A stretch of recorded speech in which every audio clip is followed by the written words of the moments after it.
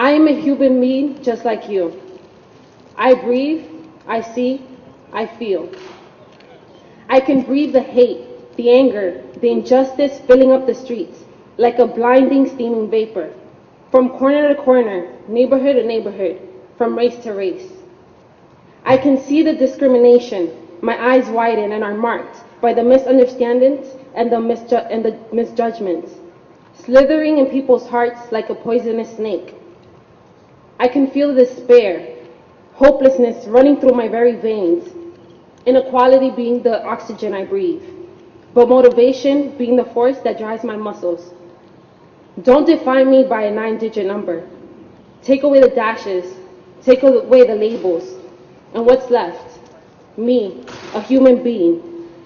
Take these words and instill them in your mind. Let them dance to the beats and drums of your heart. May the darkness that is confining many of us as prisoners set us free. Liberation from this darkness and this engulfing shadow. With the words of Marianne Williamson in mind, as we let our own light shine, we unconsciously give other people permission to do the same. As we are liberated from our own fear, our presence automatically liberates others. May that light make you realize that I am not an alien. I am a human being just like you. I breathe, I see, I feel. Thank you.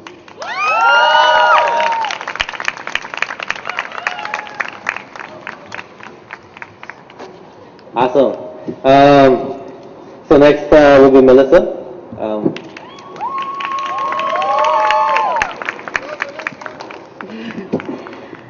Okay. My name is Melissa Garcia Velez, and I'm originally from Colombia. I came here at the age of 8 in 2001.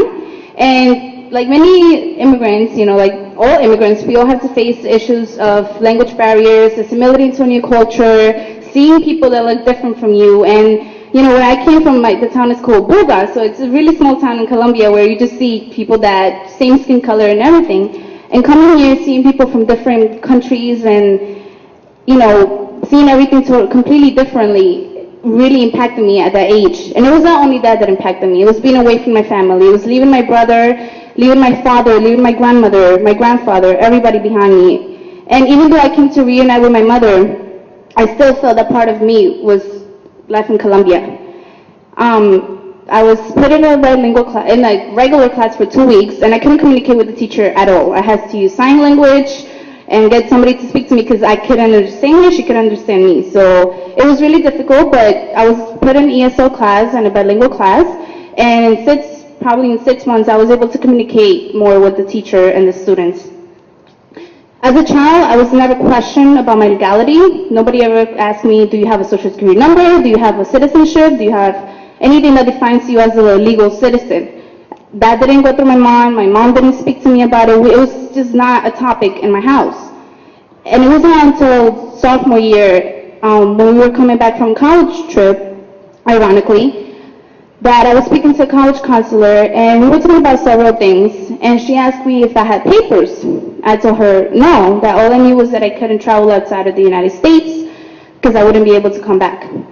So I went back to my mom and asked her, Mommy, do I have papers? She's like, no, she didn't have the word to describe it, but I went back to the counselor and I told her, listen, my mom said I don't have papers. So she said, you're undocumented. At that moment, it didn't click because it didn't get to me at that moment. And it was not until junior and senior year when I started seeing, my friends talking about college, everybody talking about where they were going to go, SATs, and all these different things. And when they asked me, so what are you going to do, Melissa? Where are you going to go out of state? What are you going to do? And I told them, well, I'm undocumented. And I told them that and I came out to them because at that moment I was not afraid. And I knew the risk that I was taking. I was aware of that. But even at that moment where I had not known anything about the DREAM Act or the DREAM Act movement, I understood that I had to say something. And coming out to my friends and to my teachers and to my counselor and to my principal created a support system that if I wouldn't have had that system, I wouldn't be here, standing here, or I wouldn't have gotten into the Lehman Scholars Program, or I wouldn't have done a lot of the things that I've done. And there were moments of frustration. I was going to quit. We even looked into Colombian universities. We were really planning that if nothing happened, that we were going to leave back to Colombia and we were going to start a new life over there. But then I remember why I came here. I remember why my mom left Colombia in 1999. She left me and my brother for 2 years. And I remember why she did that. Because she came here to look for a better future for me, for her, and for my brother. She came to work, and that's exactly why I came here too. To get a better life for myself, to improve myself, and to better myself. So I could have let, being undocumented take me down, and I could have still live in the shadow, but I didn't let that happen. What I did was that I turned those emotions of frustration, of sadness, and I turned them into optimism, positiveness, and into courage. I knew that I was going to go to college.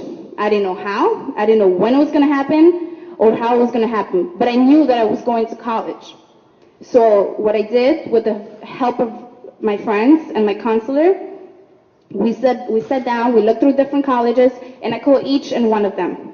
At the end, I was able to apply to 17 colleges, and I was able to get 4 scholarships as well, proving that I didn't have to be legal to be recognized for the community service that I did, for being recognized as a human that I am. After I graduated, when I found out that I was going to college, when I got the notice that I was coming to Lehman College, I felt that something was happening. All the work that I've done, all the work that I did was finally paying off. And when I graduated, I felt that I needed to do something for the movement. I felt that I needed to do something more for those kids who were still living in the shadows. I became active through the New York State Youth Leadership Council. We went to DC, we went to March. With the vigils, with the rallies here in Queens, with the rallies in DC. And it was because of them that I found that leader, and that the other leader that I had in me, that political leader that was going to lose the fear of saying that I am undocumented, that I was not going to let that take over me. It was because of them that I was able to travel to the Senate chamber and actually see the senators talk about the Dreamers and the way they talk about us, saying that we're criminals, that we're aliens, and that they don't want us here. When I was there that December 18, December 18, 19, and I heard them speak, and I heard those words, I was mad, but I was going to prove them wrong. I was going to say, we're not criminals, we're not aliens, and we do belong here, because that's why we're going to college, that's why we're studying, that's why we're in this movement, because we want to prove that we're more than the labels that they have placed on us. We're more than that, and I think that we're proving that at this moment. Having students come out saying that they're undocumented, we know the risks that we're taking. We know that we're risking our lives, our families, and everything that we build here. But if we keep letting that fear take over us, we're not going to get any change. Those 9 students at Little Rock in Arkansas, if they wouldn't have stepped into that school those days that they did, there will be no progress. If Martin Luther King would have stayed living in the shadows, not doing anything, not facing the risk of being arrested, being beat down, there will be no progress. If Rosa Parks wouldn't have done what she did, there will be no progress. So it's time for us, for this new civil rights movement, for the Dreamers to step out. We cannot let politicians tell us that we don't belong here, because we do, and you know we do. So don't let them tell you no. Let them prove them yes. Prove them that you can do it. And that's why I am coming out. That's why I came out last year, and that's why I'm coming out today, and I'll be coming out until the day that something happens. Because there are 70,000 students graduating each year with the fear. I was one of them. I had the fear, but I let it go. If I would have continued with that fear, I wouldn't be here. So the first step is to get rid of that fear. I know it's very scary. It is, because we are risking everything we built. But how are we going to see progress in this nation? How are we going to see progress in the world if we don't lose the fear? You think those people in Egypt were not afraid? Of course they were. They were going against the government. But look what they did. If they could do that, we could do something very similar. We could change a lot of things here. We need to, first of all, educate ourselves. Look in the past. Look at the way Mexican Americans were treated. Look at the way African Americans were treated. Look at the way Chinese Americans were treated. If we learn about those different minority groups that were being oppressed, and we take the things that they did to fight that, we will win this battle. So I tell all of the politicians, I know that they will probably, hopefully see in the news, and I tell those dreamers who are still living in the shadows to lose the fear. They're not gonna do anything, okay? They will try to threaten you with deportations, and I know those things are scary, I know. But if we don't challenge those things, we're not gonna see no progress. We need to continue doing what we're doing, and this is why the Lehman Dream Team was created. Because we need people to know that we exist. We do exist.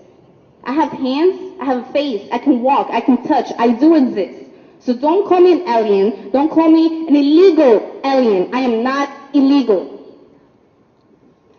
I don't want that word to come out of any dreamer, because we're not illegal. We're human beings that were brought to this nation in the pursuit of a better life, and in the hopes that we're going to offer something better, not only to our families, but hopefully to the world. So I'm standing here strong, confident, and determined to say proud and loud that I am undocumented, unafraid, and unapologetic. And I want you, all of us who are undocumented, unafraid, and unapologetic, to one day lose the fear, get rid of it, and be proud of who you are. Say it with me. I'm undocumented, unafraid, and unapologetic. I'm undocumented, unafraid, unapologetic.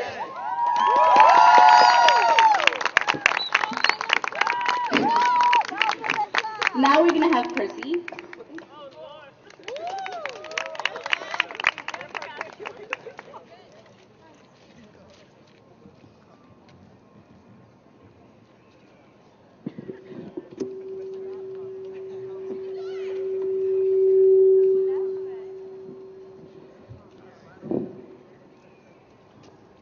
Unlike many of us, I cannot say I am fully innocent.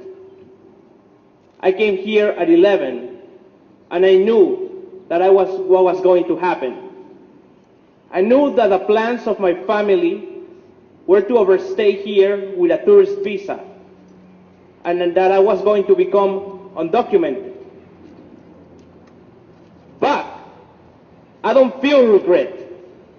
My family came here for a better life. They came to give my sister and me a better life. They came here in their pursuit of happiness. The fight we now face tests our commitment to that pursuit. It will require the best of us. It will put us face to face with the forces that oppress, that enslave, that marginalize. It will test the full strength of our power. There is no reason to be afraid of those oppressive forces, because they know this is a fight they cannot win. They know this is a battle they will lose.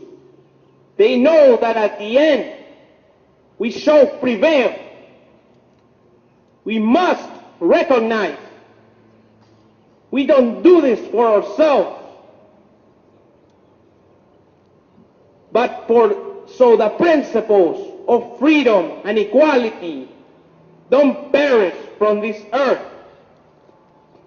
This is not a Latino cause. This is not an immigrant cause. This is an American cause. Stand up with me so they cannot see that history's progression won't allow for more oppression. Hold your head up high. Don't put down your shoulders. Don't let hate's boulders obscure the blinding light.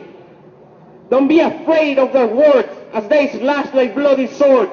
Near a heart we wield Madam's justice righteous shield. I see fear in their eyes. I see their blood turns to ice. I see their hate is insecurity and they mask it with impunity. So don't be afraid of those who fear you. Take your freedom and your right. Your courage is the fuel that will take you through this fight. Remember where you are from and stay true to your roots, for America will soon see that our efforts gave their fruits. This country will bear witness how its social sickness burns down justice fire as our voices go up higher, and the earth will see empire crumbling with our noise. Freedom's music plays again, the music of our voice. Fearless is the song that cries out for revolution. Fearless is the youth that advance with resolution.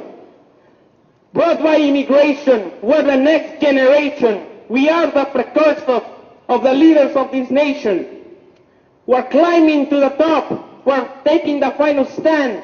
We're making of this nation our final promised land.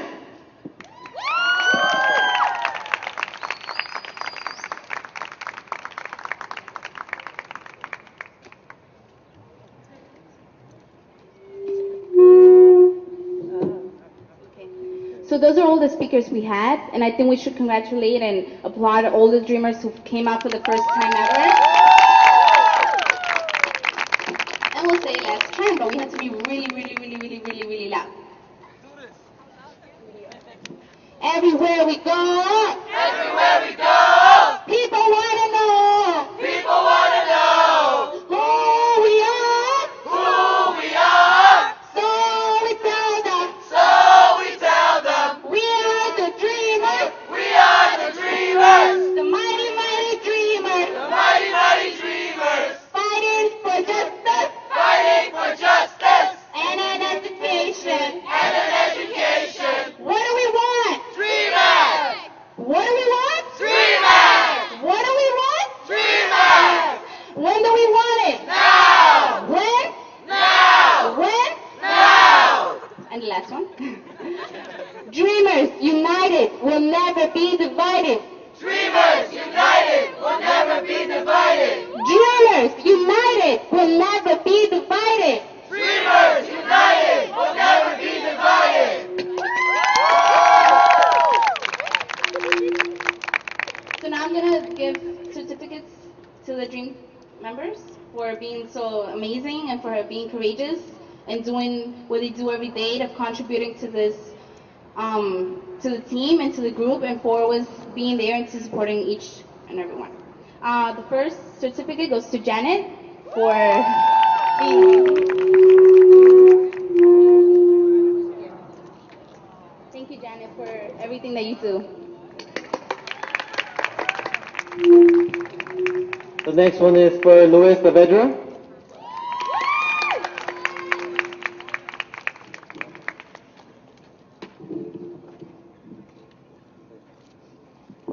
The next word is for Karen, who's always also supporting us.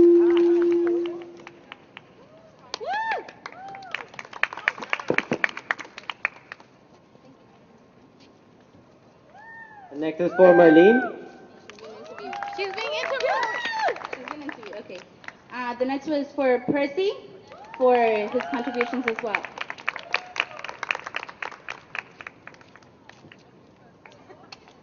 The next one is for Abigail for being a very special ally.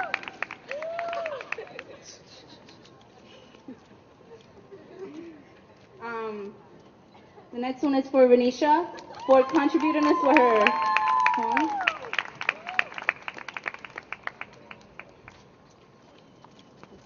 Thank you. Then it's Next one is for Victor.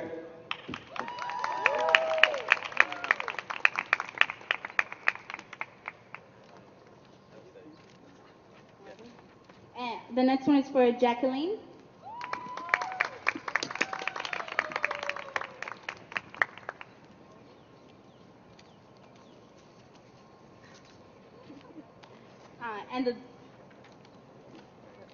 And then next one is for Chabelle for her contributions as well.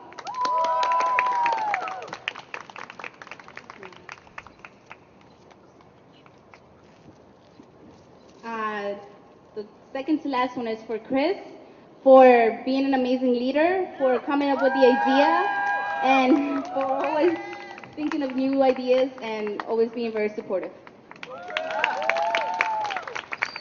And the last one, I want to give it to a very special person who has, since last semester, always been there. I couldn't always go speak to her, and she's very supportive of the team. And I didn't expect to meet someone so quick and that will be supportive of this movement, who was there to listen to us. And I'm very thankful for everything that she does, for the classes that she teaches that has opened our mind about immigration and many other issues.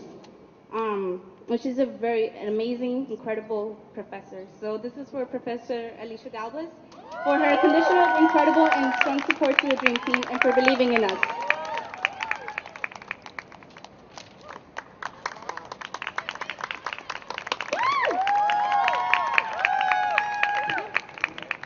So we want to tell you guys thank you for coming and for listening to our stories.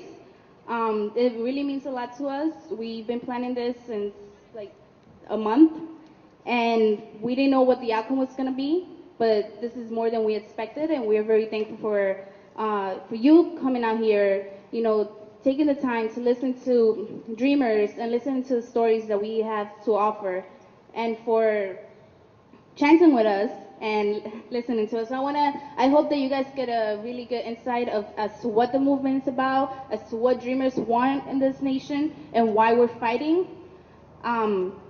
We just don't want to be, we don't want to be considered illegals anymore or criminals. We want to be recognized as human beings. And I hope that you guys can join the movement, or in one way or another, informing your friends, colleagues, letting them know about the Dreamers, letting them know what we're doing and what we're about.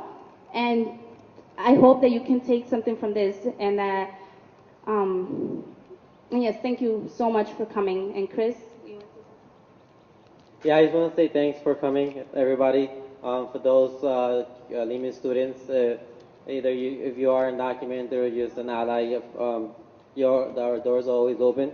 We have a room in Student Life 215, and we are always there. If you want to join, we have a flyer, which is on the left, and there's food there for you guys to enjoy. Thanks for coming. Thank you for coming. Enjoy the food. And